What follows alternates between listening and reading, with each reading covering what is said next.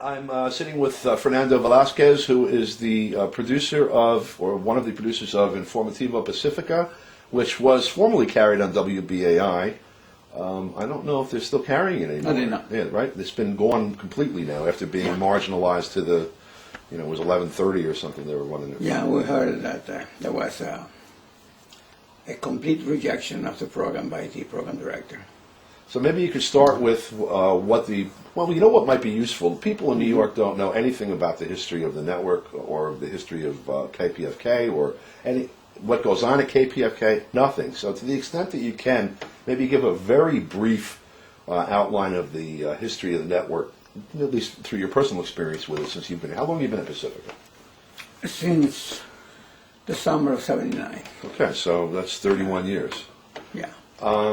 So talk about quite that. a few years. What have you seen change since then? Because some of the things that get my attention is history. I've been able to gather some of the network's history beyond what I've seen, beyond my experience at KPFK. My impression is that this network started in the late 1940s by a peaceful man or someone who didn't believe in war. But yet, the context in which this network appears is world domination by the United States. Has dropped 2 bombs, burned 2 cities with men, women, and children, dogs and cats in Japan. Premeditated murder, which most people in the United States didn't object to. It burned the city of Dresden with nothing but children, women, and old people. And people in the United States didn't object to. Premeditated murder. Over 300 years of slavery of Africans, kidnapped Africans. Over 30 million Native Americans killed in one way or another. And the population seemed to be okay with the deal.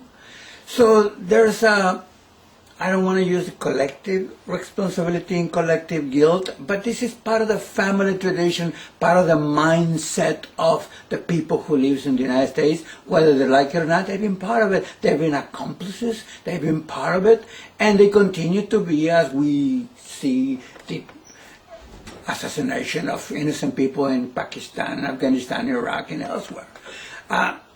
Most people don't seem to object to it, like they didn't object to the African slavery or the slaughter of Native Americans. In fact, celebrate Thanksgiving, the slaughter of almost 700 families, Native American families, as a holiday, as a day to party.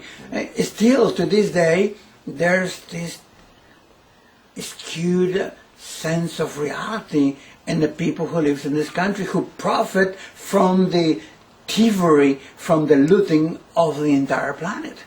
Okay, and this is the context in which, as twisted and as aberrational as it may seem, it is in this context in which you see the birth of Pacifica Radio against the wall.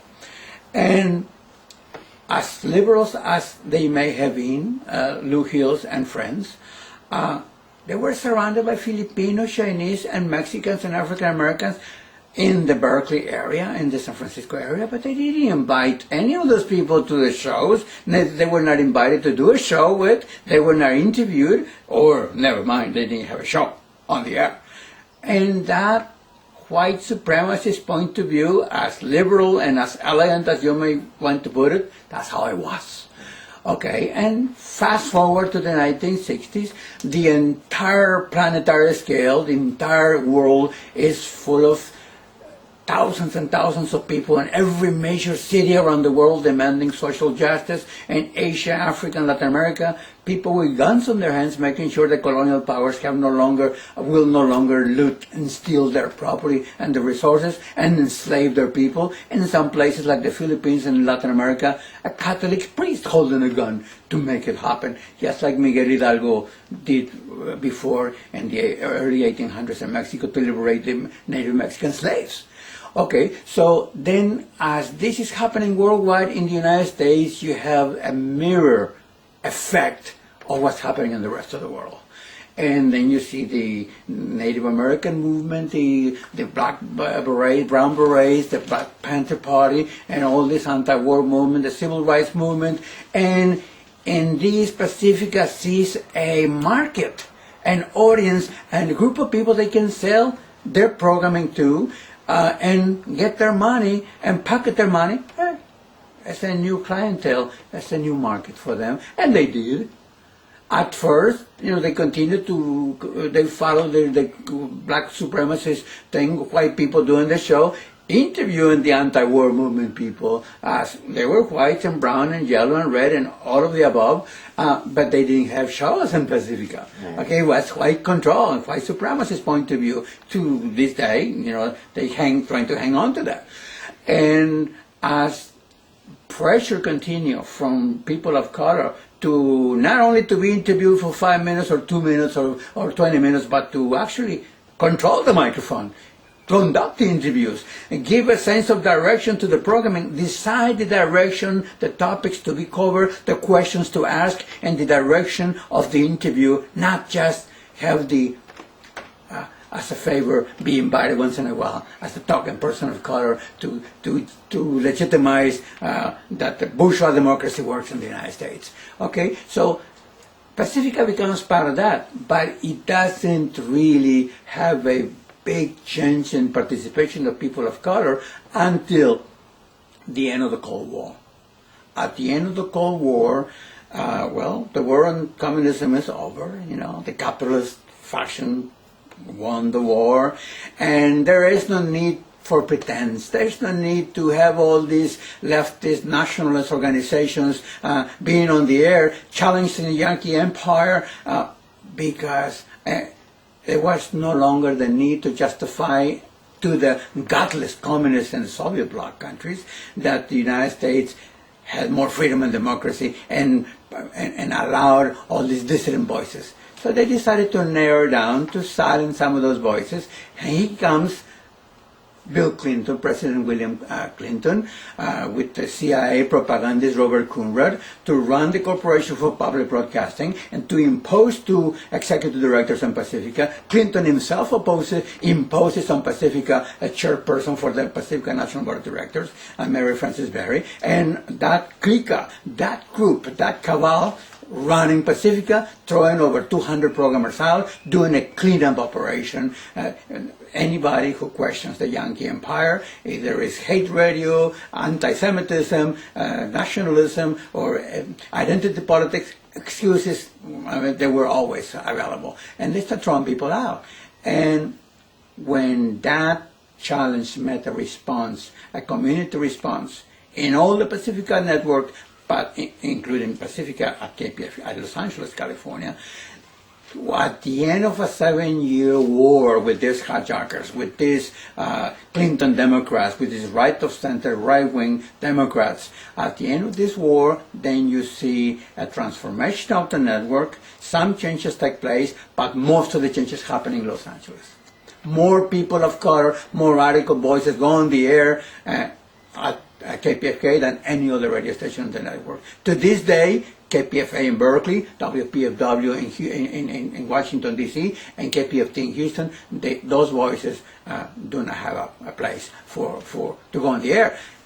In BAI in New York, things were different because there was a consolidated alliance of nationalists, community-based organizations from the black community, some radical voices from the black community, and from progressive members of the Jewish community. An alliance goes back a long ways in terms of the internal structure of the Democratic Party. Let's face it, Pacifica, since day one till this day, is property of the Democratic Party, and they continue to control it. And what you see is a reflection of Democratic Party politics, internal politics, and what's what you see now.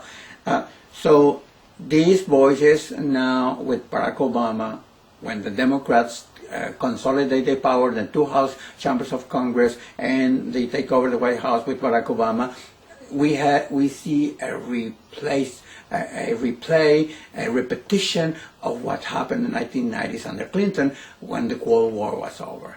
To just clean up the house, ethnic cleansing, and we see ethnic cleansing again. Okay, radical voices being silenced, being reduced, being sent to other time slots where they lose their audience, the almost entire replica of what we saw in the 1990s. There's a little bit of difference now, okay? The United States has, because of the these tragic attacks, events on September 11, 2001, you see more emphasis on the war on terror, as it was in the late 80s, the war on communism. You see now, with the Clinton administration, with the previous group, the hijacked Pacifica radio network in the 90s, the war on terror, the war on drugs was beginning to take shape. The 9/11/201 events had not happened yet, so they went fully consolidated their paradigm of their new role of the United States as a policeman of the world, this time fighting terror as opposed to communism. And now they have. And now they have more military bases, they have more covert operations going on, a huge expansion of the drug trafficking in Afghanistan, not just the drug trafficking out of Colombia. So you have more narcotics going on at the heart of the intelligence services, at the heart of the U.S. military, now bringing in, sucking the European Union armies to be part of the colonial status, the colonial role that the Europeans played so well for so many years, but also the drug trafficking, heroin coming out of Afghanistan. So there's money for the European banks as well, and to saturate the Russian population with drugs, to drug them, to numb their brains as much as they can, along with Latin America. So this is a new phase that we didn't see in the 1990s, but yet still the Democratic Party is still doing a cleanup operation, a consolidation of white supremacist point of view. Now there's another side to it, and that is in Pacifica, here in Los Angeles, the white supremacist point of view is no different than the rest of the country, with the exception of WPFW. Because really, ideologically speaking, the Democratic Party doesn't really have to worry about WPFW. They never have. And previous arguments when we talked about, you are in Washington, D.C., most of the cesspool, the corrupt politicians, the lobbyists, the intelligence, the spooks, everybody, all the sick people, the Machiavellian centers are there. Why don't you do something about it? You have a radio station. And they said, you're not going to tell us what to do because we know what to do. We are in the lion's lair. At which I replied in Houston once, but you don't do nothing to the lion. You don't even tickle his ass. You don't do nothing to the lion. And you're still hanging at the sea, right? So, and still, we don't have to worry. Pacifica doesn't have to worry. The Democratic Party doesn't have to worry about Pacifica programmers will do in Washington, D.C. and WPFW. But they have plenty to worry about what's going to happen in New York and what's going to happen in Los Angeles. Why? Because the Mexican population in New York City is growing very rapidly. Very soon, it may go over the Dominican and the Puerto Rican population. Okay? And in L.A., in the Southwest, no question. Well, 2006, 2007, we saw over 1 million people marching. I mean, they got scared to death. Okay, you saw Chicago, you saw New York, but mostly Chicago and LA with this huge Latino population in motion, very dangerous. So the response was 3 of the 6 powerful banks financed and rescued by Obama and Bush, Wells Fargo, Bank of America, and JP Morgan Chase, profiting out of the investing money and the prison industrial complex. So now they target the Mexican population, the Latinos, and anybody that looks like them, to put them into prisons all over the country. Now with Walking Hard, now called GEO, to profit out of the mass incarceration of Latinos, to really reduce that threat that it was clearly presented in the mass mobilization of Latinos in 2006, 2007. So, and that they're going to make lots of money for Wall Street, reduce unemployment, give all this money to those big financial institutions, and control the Latino population to a large degree. Let's put them behind bars like they've been doing with the African Americans in the last few years, the last few decades.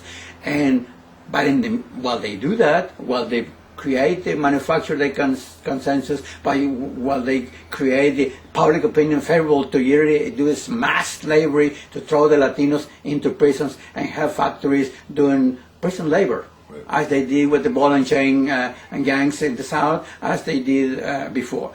To do all this, bring the factories inside the prison system, reintroduce slavery, and if necessary, well, they have in the books already, half a dozen presidential decrees to declare martial law. In the meantime, KPFK, 112,000 watts in the Southwest, is a very dangerous tool in the wrong hands. So they need to have it in the right hands, where they can control the population, the way they can control the masses. And that's part of what we see here. Same thing applies to New York. Same thing applies to the rest of the country, because Pacifica controls its signal. Not that they really do, but potentially 1 of every 4 people in the United States. In the right hands, with the right programming, that's very, very effective. Shall we say, that is a very good instrument for challenging the United States centers of power. And by doing so, as we talk to a number of economists, we see that the economic crisis created largely by the United States banking institutions is not going to go away right away. Okay, it's still a question whether it was accidental or intentional, but at the heart of it is a massive transfer of pension funds, people's money into the banking institutions to really dry the treasury of every country dry as they can, give it to the banking system, give the bankers an incredible amount of power to finance every other industry, every other business in each country. At least they're trying. But whether they can do it or not, in the meantime, the unemployment is going up, homelessness is going up, hunger is increasing dramatically. We're talking about a very explosive situation in which they do not want progressive programmers doing any radio anywhere in the country. Okay, and as far as what we know about KPFK in terms of them reducing the influence of community-based programs, that goes in line with what I said earlier in terms of how they have people of color replacing Negroes, replacing African Americans, as Malcolm X would put it, sell-out people who are Latinos, who are already homogenized, who are assimilated, who are okay with the humanitarian intervention of the new Yankee Empire. All of that, it goes along. Okay. They may have a progressive Chicano that has a hip-hop show that doesn't question anything. It doesn't question all the horrible, rotten decisions being made, all the discrimination, all the abuses, all the injustices committed inside the network. But as long as he has the hip-hop show on the air, he's okay with it. We have some of those too. So, that and in your 10 minutes, that's pretty much, and then what we see at Pacifica from the moment it's born to 2010. So that's the context. So now what's happening at the station now, both KPFK and also network from where you see the things that are happening right now? Well, some people are betting that they can have enough votes at each one of the local station boards to create a progressive Pacifica National Board where they can reverse all of these changes. Right. Okay? Really, really questionable. Right. Okay? Some of the people, fortunately not all of them, some of the people who are betting on the electoral politics, which by previous experience we know it's not the best formula in the United States. Look at 2000, 2004, look at our internal Pacifica elections, and rigging the elections. It's like a family culture, a family tradition that never doesn't want to go away, including Pacifica. So betting, all your piggy bank money on that horse really is suicidal. Right. Fortunately, not everybody is like that. Some of the people also believe in people's power, mobilizing the community, and the town hall meeting we had this weekend in LA, it was a very good proof that it is possible. to get community organizations, to get the community itself to move step forward and say, look, we're not happy with the way things are going. We want a different kind of radio station, and that's on the table as well. In terms of how effective KPFK is right now, that's really a questionable situation. I don't think KPFK, because of all the new programming they are bringing in, some of the audience are finding, by comparison, NPR radio stations as a very radical option. Okay, unfortunately, and they're going over there. That's really sad. So we're losing progressive listeners. Okay, not that they lost interest in using a radio station such as KPFK for social change. It's just for the moment, it will be very hard to go and persuade them that now things are changing, that there is hope, that they can come back, because there's a new day at Pacifica.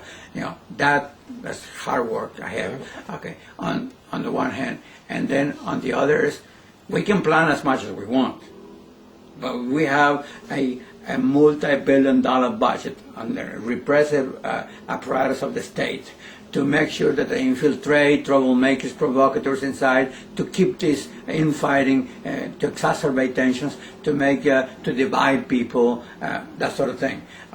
We can always take into account the possibility of the state planting drugs, planting compromising evidence inside the buildings, inside the programmers' cars or houses, just to strike at us like the COINTELPRO never did go away. Yeah. Okay, we have that. And also because there's a big influence in narco dollars from the heroin sales from Afghanistan and cocaine sales from Colombia that some of the repressive organizations within the state are using to strike at the opposition, at the dissidents. So, we don't really know how they're going to react to whatever steps we make in order to get this network to go into the right direction. But, that's life. We can go back to as long as we want in time, and there's always been people that even before Shakespeare understood what that means to be or not to be, okay? There is no accident that the Greeks passed laws against subversion because some people were not very happy with the empire at the time, and yet, despite the laws, there were people that were doing the right thing throughout, and that's our job. Yeah. So what do you think people should be doing to try to support an effort to try to bring things back into a right balance, or bring things into a right balance for the first time? I think people should become more acquainted with how radio really works. What really is not a mystification of radio. Demystify the technology, demystify the media, and really dissect how radio shows, how good radio shows are really put together, to have some real constructive suggestions to the programming at KPFK, to put forth some of their community members as programmers with some real serious alternatives. Most people know what's good, even though they may not know how to put together a good dish, they know it tastes great. Okay, same thing happens with radio and television and movie and film. So when they hear a show that really strikes at the depths of their heart, that really moves them, to really ask themselves the question, what the hell was that?